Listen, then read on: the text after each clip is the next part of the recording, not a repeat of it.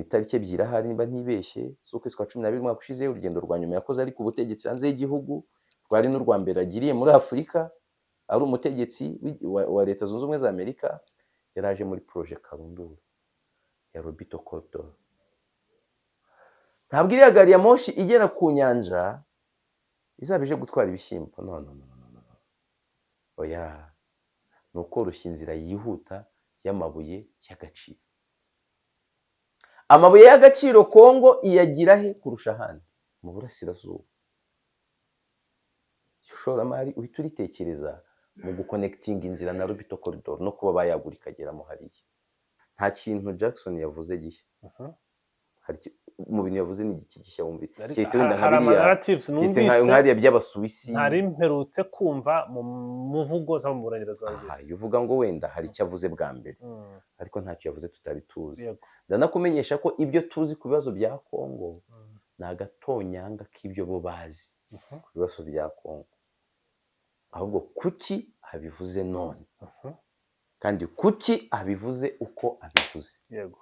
Interview ya Neva nibutse n'abantu babyiteho yayitambukije kuri BBC ikinyamakuru yaciye i Burundi. Cyaciwe ku butegetsi bwo yasimbuye ko n'ubu ntabwo baragikomorera. Izi interview ngenzi zifata nka interview ziba zishyuwe. BBC said do they have interest yihe yo kubuzana umuntu kubaza mu Gifaransa, kubaza mu Cyongereza, kubaza mu Kirundi no kubaza mu Giswahili, bafashe imwe se bagakora voice of cyangwa bagakora sous-titrage. Neva hamagaye itangazamakuru ko yarashaka kuvuga. Yego. Yafite icyo ashaka kuvuga. Kimwe mu bye harimo desperation. Neva amaze iminsi avuga n'abantu banariza body language. Amaze iminsi avuga ukabona ko ntabwo yizeye neza uko ejo bigenda.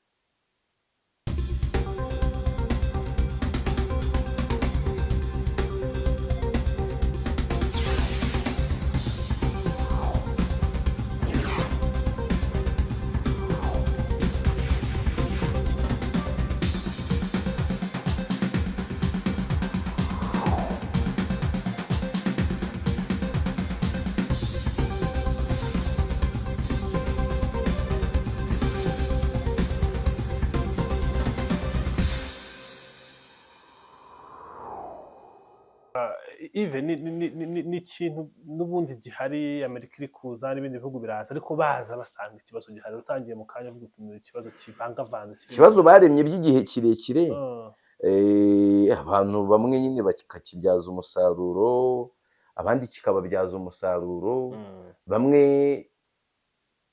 kikabica, abandi kikabakiza, niko binagenda, nabyo biri karemano. Ikibazo kiraza bamwe bakakibyaza inyungu, kivangavanze kubera ubwinshi bw'abakteri barimo bakirimo. Reka tuganire kuri iki kibazo mu mboni z'ubutegetsi bushya buhari muri Leta Zunze Ubumwe za Amerika. Ni ubutegetsi ubona ko bufite mu imvugo n'imyitwarire itandukanye n'ubwo abademokarate bwabanje bwa yitwa nde uyu waje Anthony Blinken ndetse na Joe Biden, uburyo bari bakivuga batunguza u Rwanda. Amerika isa nkaho yahinduye. Ndahera kuri Elon Musk, n'umugabo urimo muri iki kibazo n'ibikorwa bikorwa n'ibyo avuga n'ukuntu yerekana ko abantu badakwiriye kuba batanga imisoro yabo kugira ngo ijye gufasha ibindi bihugu. Ndahera kuri Trump utaravuga na rimwe yomoye kuri iki kibazo cy'u Rwanda. Yavuze ko hakiri kare Abanyarwanda barahari. Twabonye Mario Naufal yoherezwa mu Rwanda, umuntu ufite tweet ishobora kuri tweetinga na Elon Musk. Aricyo bivuze inshuti Mario Naufal ni inshuti ya Elon Musk. Yego, twabonye noneho ubwo nagira ngo tuninjire no muri statement Congressman Ronny Cheng yakoze asobanura ku ruzinduko yakoreye mu karere n'icyo bivuze. Ubutegetsi bw'abarepublika wewe na Donald Trump burasobanura iki, buraganisha he iki kibazo? Dore ko impamvu bivuze Amerika nikunze gufata umurongo aho kigana. M23 2012 yafashe Goma, ariko Obama harimo Obama. Kuri iyi nshuro biratandukaniye he ku butegetsi bw'abademokarate? Umpuriza ayo mazina yose nkomoje ruguru. Buriya rero ibintu by'Abanyamerika bifata nk'aho ari continuity, birakomeza. Ni nako ibi bihugu biteye imbere biri mu bintu birusha muri Afurika. Muri Afurika umutegetsi asimbura undi akumva legacy y'undi yayisiba yose. ari nabyo bikomeje no kuduheza mu bibazo. n'ibyiza bihari kugira ngo bitazagira izina rya wa wundi bikamera nk'aho ajugunye byose. Aba icyo baturusha baraza bagahindura forume ariko ntibahindura fo. Bahindura forume ntibahindura fo. Baba bashobora no guhindura igice ibintu byaberagamo. Ukubona mu mupira umuntu ashobora kuvuga ati oke twari turi kwataka tunyuze iburyo cyane ko turabona nimero wabo gatatu ameze nabi cyane, reka none twatake tunyuze ibumoso cyane, nimero kabiri yabo ntabwo akazi. Mu by'ukuri sisiteme doje ntiyahindutse ni ukwataka, ahinduye uruhande batakaga kandi intego ni imwe, ni ugutsinda. Intego ni imwe, ni ugutsinda. Impinduka mbona ni ugukomereza aho abandi bari bageze. Hari icyo aba bakoze ku butegetsi bwa Joe Biden, hari n'icyo aba bazakora. Ariko icyo mvuga ni uko intoki zatunzwe u Rwanda gusa. Kuri ubu ngubu twatangiye kumva izi narrative ziva mu burengerazuba bw'isi zivuga ko hari ibibazo byaturutse ku guca imipaka, zivuga ko abaturage bari kwitwa abanyarwanda kandi ari abanyekongo. None se mu bihano biheruka ntabyo wabonye bikomoka muri Amerika? Narabibonye. Bidahanurwa bitagira abanyarwanda bihana se? Hano haba harimo utuntu two ducenga dufite ibindi bintu tugamije. Kimwe mu bihari, hari proje Trump afite yo kubaka Amerika cyane. Amerika mu bukungu rwose ibihugu bimereye nabi. Abashinwa bari kwisiga. Mu bantu badukurikira ndabizi iyi ni radiyo ya diaspora, bakubera abahamya b'uko muri Amerika bagura imodoka z'abashinwa cyane ku rwego utamenya ko Amerika nacyo ari igihugu cy'igihangange muri production kandi ziri affordable. Turi kugana mu isi y'imodoka z'amashanyarazi kandi ibikenewe biva munsi y'ubutaka. Uyu munsi nta gikoresho kiri elegitoronike dufite kidakeneye amabuye y'agaciro. Iyi kamera turi gukoresha irimo bateri. Bateri ntabwo ziza gukorwa zidafite ya mabuye ya Kongo. Kongo ikize ku runyuranyurane rw'amabuye, kobalte, lithium, gasegereti, ubwoko bwinshi bw'amabuye arimo akenerwa muri ibyo. Telefone ntiyari gushoboka hatari ayo mabuye. Ibintu byinshi byo mu nganda ayo mabuye arakenewe cyane. Abanyamerika imyitwarire ya Trump iraza kubishaka icyo kintu cyane. Niyo mpamvu na Tshisekedi yatangiye kwerura ngo baze bashore. Ni nayo mpamvu na Congressman Jackson uvuga nawe yavuze iby'ishoramari ry'abanyamerika n'abandi hariya. Niyo mpamvu avuze ko bigoye mu gihe hari igihugu kitarizeza abantu umutekano ndetse na ruswa iracyari hejuru. Ibintu avuga byo birakomeye, ahubwo nubishaka uze kwemera tubiganire. Yego rwose tubiganire. Ndetse ko nabonye na ambasade yo muri y'abanyamerika muri Congo ihakana ibyo we yiyise. Ariko ndashaka kwereka icyo warumbajije ngo nyine Trump azitwara ate. Icyo cy'amabuye kizamusunika. Twibuke mu bihe byashize banza ari muri 2023 perezida w'u Rwanda Paul Kagame yashinje Amerika ko uburyo ibona ikibazo cya Kongo bishingira n'ubundi ku mabuye y'agaciro kurenza ibindi. Nkakubwira ngo ni ugukomerezaho. Trump aje Joe Biden avuye muri Angola mu itariki ebyiri ahari niba ntibeshye z'ukwezi kwa 12 mwaka ushize. Urugendo rwa nyuma yakoze ari ku butegetsi hanze y'igihugu, rwari n'u rwa mbere agiriye muri Afurika ari umutegetsi wa Leta Zunze Ubumwe za Amerika. Yaraje muri projet Karundura ya Lobito Corridor. Ntabwo iriya gari ya moshi igera ku nyanja izabije gutwara ibishyimbo, no. Oya, ni ukoroshya inzira yihuta y'amabuye y'agaciro. Amabuye y'agaciro Kongo iyagira he kurusha ahandi? Mu burasirazuba. Ishoramari uhita uritekereza mu guconnecting inzira na Lobito Corridor no kuba bayagura ikageramo hariya. Hagasigara kuvuga ngo turayihagura nk'abanyamerika hafitwe na M23 cyangwa turayihagura hafitwe na Kinshasa. Ni ibintu nk'ibi ntambara amakimbirane n'ibiki, ni is all about calculations. Abantu baba bari mu mibare. Kuki Congressman yakoherezwa muri kano karere agakora observation ye agatanga raporo y'ibyo yakuye muri observation, Congressman Ronnie Jackson, kandi uwo mupango hari uwo mupango uzwi.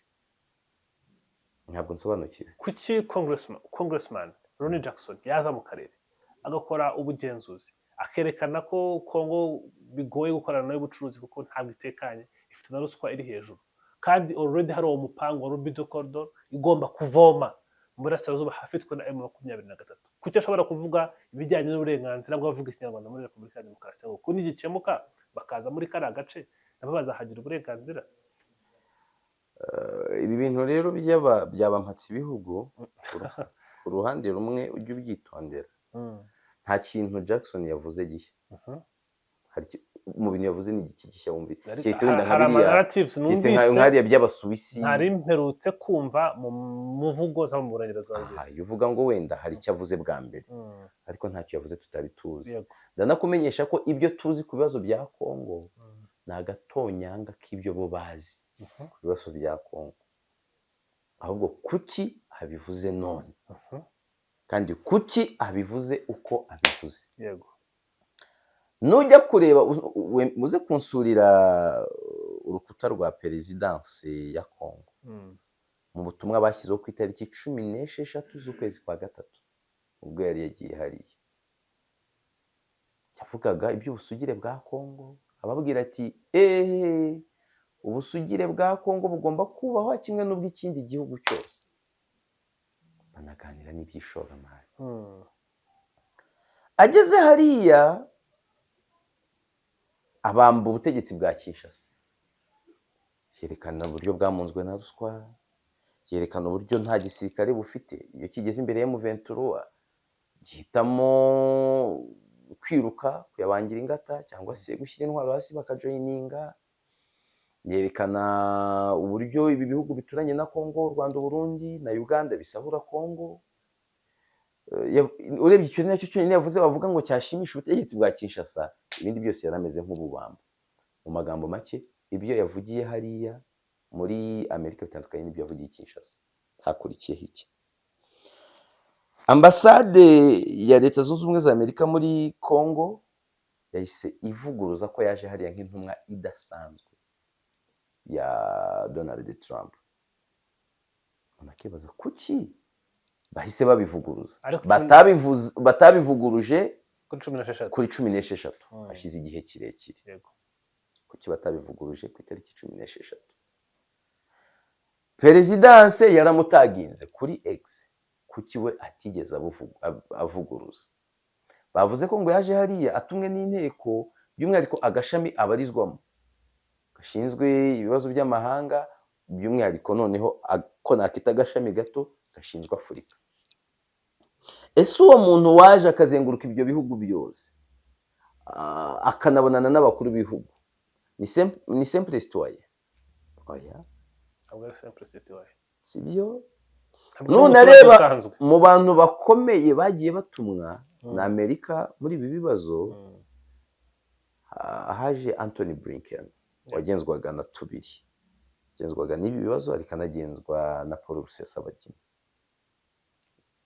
Haje Avril Haines wari ukuriye ubutasi muri Amerika. Uyu navuga ko ari uwa gatatu ukomeye, kuko nk'uyu Marco Rubio, minisitiri w'ububanyi n'amahanga wa Leta Zunze Ubumwe za Amerika, we ntabwo aragira uruzinduko agirira hano kuva yaza. Amerika iratuma. Guhakana rero nabaza ibintu bibiri. Guhakana ko ataje muri iyo kadiri. Birashoboka ko Amerika, reka mbanze mpere kukugera hariya agahindura ururimi. Ibyo yabwiye Tshisekedi ntaba ari ibyo avuga. Akaje no mu Rwanda. Ndavuga yaje mu Rwanda, yagiye i Buganda, yagiye n'i Burundi. Ahubwo kugera muri Amerika ibyo yabwiye Tshisekedi ntaba ari byo atangaza. Byashoboka ko ubwo yaganiraga n'aba bayobozi bandi yabonye the other version of the story, kandi akaba convinced, akabayinga ibyo bamubwira. Sibyo? Byashoboka ko ibyo yavugiraga i Kinshasa kwari ukwapizinga Tshisekedi kugira ngo yigendere neza.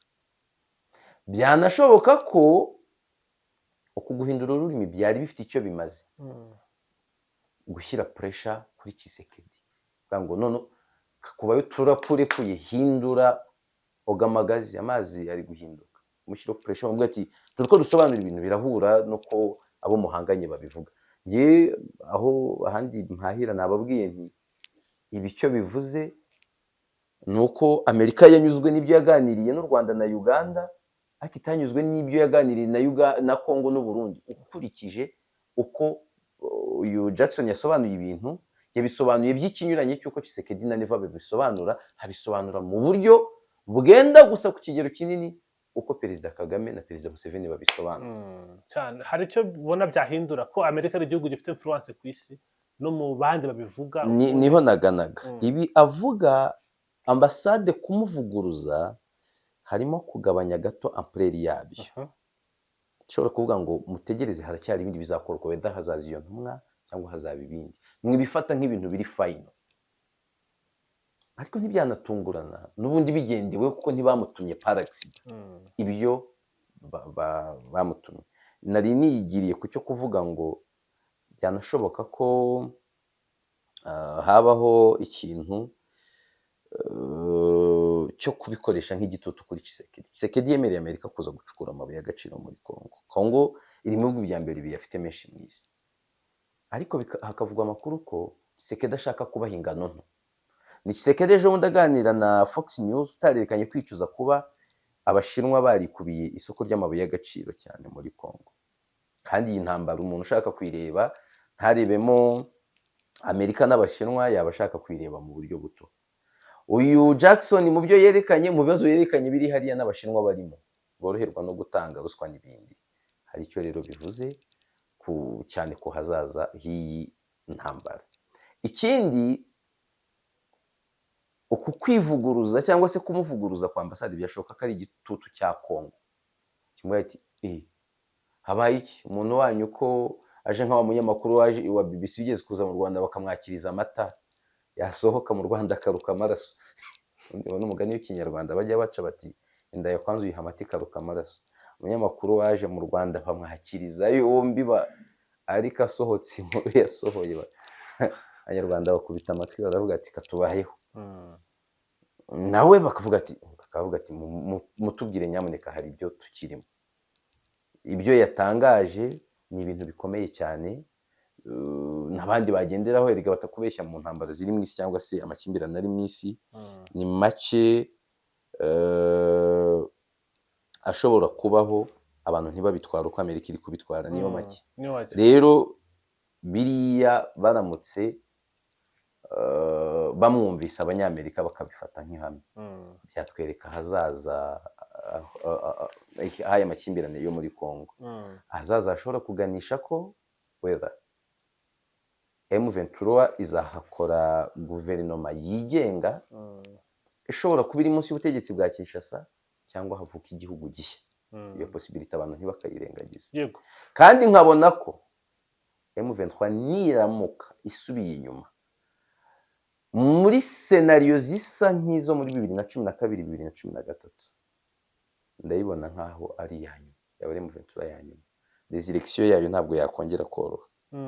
Kongera kuba yaba. Hanyuma turi kugenda tuvamo ni video wabonye ikwirakwira hirya no hino ku mbuga nkoranyambaga, ariko niba wafunguye Twitter wabonye iyo video ya Ronnie Jackson bari kubona n'indi y'umuperezida mu gihugu turimo General Neva Evariste Ndayishimiye yahaye BBC nakita amashami yose yaba iry'igifaransa yaba iry'icyongereza ndetse n'iryo ururimi twumva neza Kirundi ndetse n'ikinyarwanda. Urasesengura ute ijambo rya General Neva yavuze byinshi bitandukanye birimo gutabara Kongo, avuga ati ko natabaye Kongo bagatsindwa ntabwo ndi bubazwe ibyo gutsindwa kuko njye naratabaye ntabwo ari njye warwanaga cyane. Asobanura ku by'ubufatanye hagati y'u Rwanda hagati y'u Burundi na FDLR, avuga ati byashoboka ko mufatanya na FDLR kandi bashinzwe gukora jenoside. Avuga ati njyewe ntabwo nafatanya n'abantu bashaka kugirira nabi u Rwanda, ariko yari yatangiye kuvuga ngo umwanzi w'umwanzi wawe ari umwanzi wawe, anavuga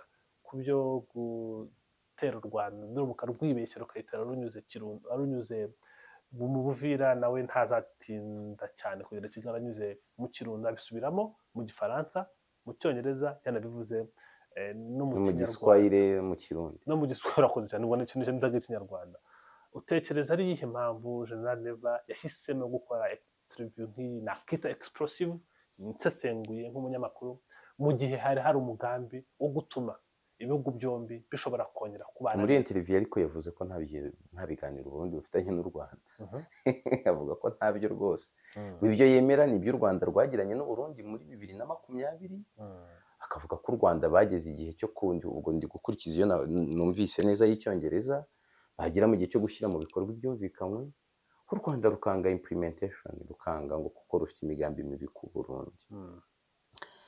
Interview ya Neva nibutse n'abantu babyiteho yayitambukije kuri BBC ikinyamakuru yaciye i Burundi cyaciwe ku butegetsi bwo yasimbuye ko n'ubu ntabwo baragikomorera.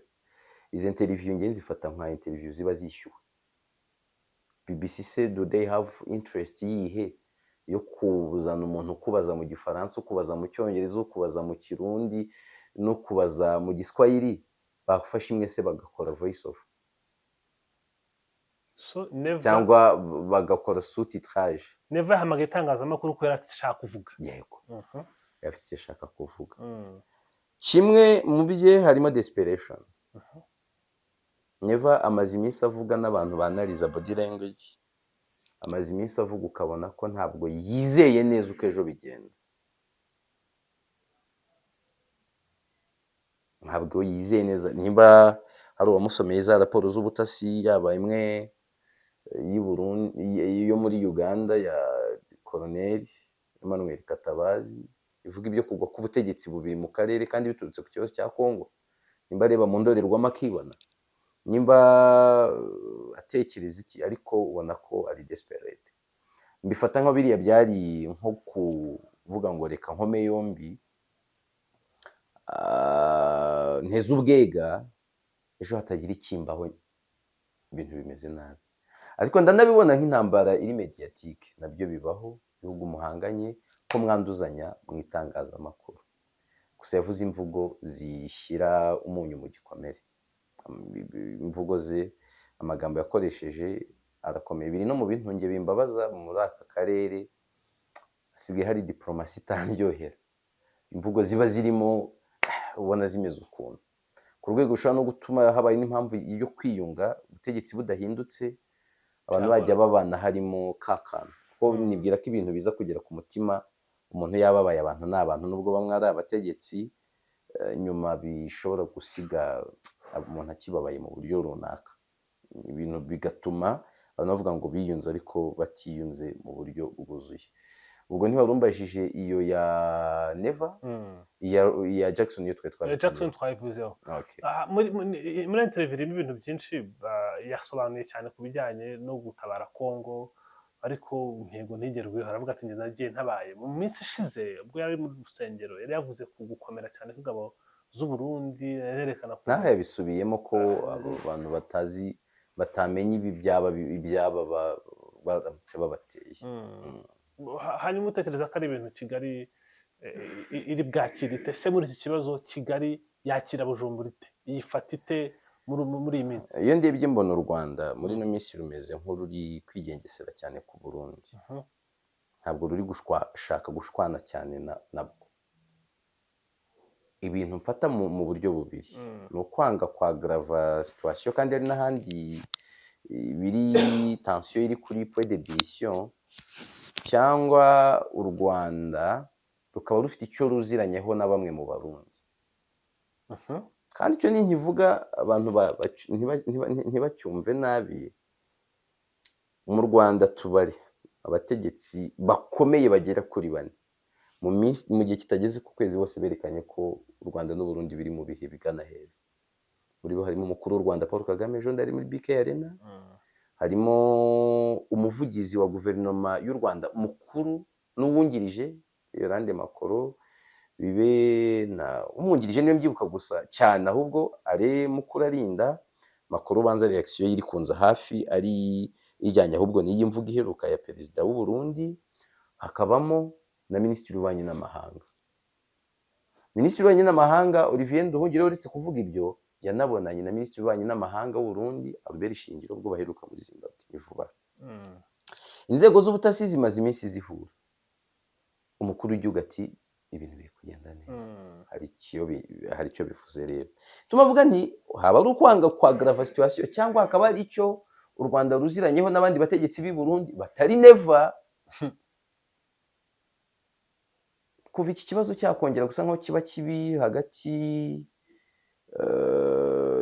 y'u Burundi n'u Rwanda mu ntangiriro za 2024 ko neva yaciye amarenga ko ibintu bisubira udubi mu mpera za 2023 mu ijambo risoza umwaka hari tariki 31 hari abandi bategetsi bagiye berekana ko ibintu byakabaye bigenda ukundi byonyine kuba Robert Shingiro yahura na Nduhungire bakabiganiraho hari icyo yumva cyakorwa ariko nibuka icyo gihe Reveriye ndi kuri ishyaka n'umunyamabanga w'ishyaka njye nibo nkunda kwita abayobozi b'amashyaka yavugaga ko byaba byiza biganiriwe hagati ya FPR Inkotanyi na CNDD-FDD ibyo rero byakwerekaga ko approche yatekerezaga yari itandukanye n'iya perezida impungenge zanjye zigasigaraho niba hari abarundi mu ba elite b'i Burundi batumva ikibazo kimwe na perezida wabo ikibazo cyaba ari kibi kurushaho niyo mpamvu ndabona iyo myitwarire y'u Rwanda yo kudashaka kubyagrava nibyo bibiri yakongera na kamwe k'u Rwanda kuko n'ubundi ntabwo u Rwanda ruvuga ibintu byinshi burya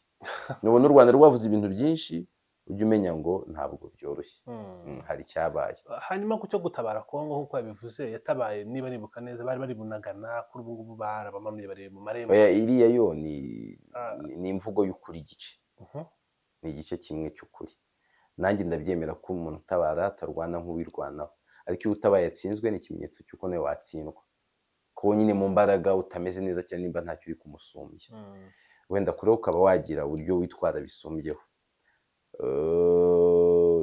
ni ukwerekana ko ibibazo biri hariya ni ibya Kongo bagiye gutabara ariko Kongo yarabananije mu bundi buryo aranayishinja yarabananije kandi iyo urebye bisubiramo kenshi ntabwo tuzapfa nk'impene nk'abanyekongo amaze kubivuga kabiri abafata nk'abantu baba badashaka kurwana cyangwa se babananiza akavuga ati ibintu bimwe bitubaza ahubwo twe muzatubaza ibyacu yageze ku byaberekana ko imbaraga bazifite bakirwanaho kandi cyane ubona bishoboka ko intambara yaba hagati y'u Rwanda ndetse n'u Burundi ntabwo nyifuza impere kuri icyo nk'umunyarwanda sinyifuza unemera ko n'abanyarwanda ari abavandimwe ariko ibaye ari niba byoroshye ko yatangira mu buryo butunguranye kurenza iya Kongo n'u Rwanda ubwo sinirengagije ko abami bacu basinyanye mu twicara abami twanyaruteje ko badakwiriye kuba barwana ibaye niba yatangira mu buryo butunguranye inabaye yaba devastating kurenza iya Kongo n'u Rwanda kubera iki ni ibihugu biziranye n'abavandimwe ni ibihugu biziranye kandi cyane ni ibihugu bifitanye isano ndetse no mu buryo bw'imipaka karemano ntabwo dufitanye imipaka karemano nk'iya igoranye nka Kongo uriya Kongo n'u Rwanda harimo ikivu ahantu hanini buriya mu buryo bw'intambara urya ikivu gishobora kugabanya gravity y'intambara cyane hanyuma mu kugana ku musozo hari byinshi bihari muri East Africa ariko ubona baravuga bati bino bintu bikwiriye kuba habiboneka igisubizo uteye inzuzi zawe hari intsinzi ubona iganisha ku byiza nk'uko uri kubivuga byavamo ibi bibazo by'amakimbirane n'umwuka mubi siyo ntsinzi mu nzuzi zawe zagaramye irerekana ko byaba byagenze bite biracyari kure kuyibona kuko aho mbona yava nibona ku meza yicayeho u Rwanda Uganda Kongo n'u Burundi aribo baza guha abandi igisubizo bifuza ibyo rero ntabwo biroroha igisubizo rekomandasiyo cyangwa se piste de solution iracyari mu biganza by'abatarabo ntayo mbona hafi iki bishobora kubaho ko ikibazo cyasinzirizwa mu gihe runaka ariko ejo kikongera kigakomera ntabwo mbibona birangira vuba hanyuma kuri M23 yeguye intwaro ikivuga ko iri kurwanira uburenganzira bwabo best case scenario yabo yabiye nk'ubu ngubu bihari best case scenario irahari yo nukuba wenda batsinda ariko igishoboka tureke icyo babifuza kuri ubu ngubu igishoboka kuri bo n'iki hari ibiganiro icyo bifuza mbona gitandukanye n'ibyo cyo batangaza mbona M23 itekereza ubwigenge ntabwo ndi bubyite cya kintu cyitwa balkanisation ariko nyibona itekereza kubivuga ati ahantu nitwe tuhiyoborera bene wacu ntawe ubica bahoye ko bameze nitwe twigenera politike y'ubukungu nitwe twigenera ibintu byose nuko mbibona agace kagoye karimo ubutunzi bwinshi yego nuko mbibona Kongo yagahomba ese abafitemo ingufu no kugashakamo ibintu bo bakemera ko badiringa ntabwo M23 ifite ubushobozi bwo kubibima ibi bintu nta igihugu cya Afurika gifite ubutunzi cyabasha kubibima n'ikihe se twarabibonye muri West Africa bari abagabo bari kwirukana abafaransa nabi bakabakura no mu birombe byabo Mali na Niger. ntabwo byakoroha kuri hano, Mm. ntabwo byakoroha. M23 no kugira ngo icyo gihugu kireme byasaba ko ayo masezerano baba basezeranya ko izabaha, Mm. ahubwo wenda ikaba yazabahinduka imaze kugira akagufu nyuma. Mm. Icya kabiri, biriya bihugu nakubwiye ngo nta muntu ujya yibohora adafite umufasha, nyine biri kwizunguza kuriya kuko bifite Uburusiya inyuma n'Ubushinwa n'abandi. M23 rero yamaze basi gukaba igatangira kugira andi ma alliance, nibwo ishobora kugira gutya igafunga umutwe, ariko hakiri kare sinyibona yashobora kwimana ayo mabuye y'agaciro. So muri iyi ntambara urabona ko bishoboka ko M23 byarangira ibonye ndikubona cyangwa ni ukuguma mu byifuzo gusa? 50-50 Mm. birashoboka. Mhm. Ikintu cyonyine cyatuma bidashoboka, iramutse bayishyizeho igitutu iza gufiringa ikagifiringa, Mm. cyangwa se intambara ikaba regionale bikarangira nayo ibigorewemo ikarushwa imbaraga bijyanye n'abandi bajemo. Byaturuka ku kwirusha imbaraga z'igisirikare cyangwa kuba ikindi gitutu bakiyegzerisaho bikagenda nabi. Mm. Kandi ntabwo ndi kubona Kinshasa yonyine ubwayo ifite ubushobozi bwo kubatsinda mu buryo bw'igisirikare, Mm. byasaba amaboko y'abandi. ariko dusoza amaboko y'abandi hari aho twatangiye kubona urasesengura ute ziriya muvoma z'ababirigi mu karere twarababonye bagwa Kinshasa barahava baranahaguruka bava Kinshasa bajya Kindu, twarababonye bava Bruxelles bajya Bujumbura, bavuze bati ushobora gusanga ari naho izi confidence ndashimiye yazikuye. Abo bandi nabo turi kubabona kandi bashobora kuba bari kubizamo n'ingufu. Ababirigi bari kurwana ku kintu kimwe cyo kudasohorwa mu karere. Nakubwiye ngo Amerika uburyo iri kugaruka aha, ubundi yazaga ifite abantu iri kumwe nabo, ariko biri kugaruka mu buryo nakita bw'ubusambo bumeze nk'ubwa yonyine. Rero ababirigi bameze nk'abari kugira izindi karita bakina ndetse na Union Européenne. Ntibizanagutungure, basanzwe bona Amerika bafatanya ahantu henshi mu buryo batwara ibibazo n'uburyo babyumva, kuri inshuro ukazabona batari ku ruhande rumwe. Bari bupushinge gutyo no kugerageza izindi manevure bimwe bita gutarataza. Even mu rugendo kuri ni byiza kuganira nawe, iyo umuntu aganira nawe yunguka byinshi, kandi nongere mbisubiremo tuguhaye ikaze kuri One Nation Radio. Murakoze cyane. Cyangwa ugira umunsi mwiza. Nawe.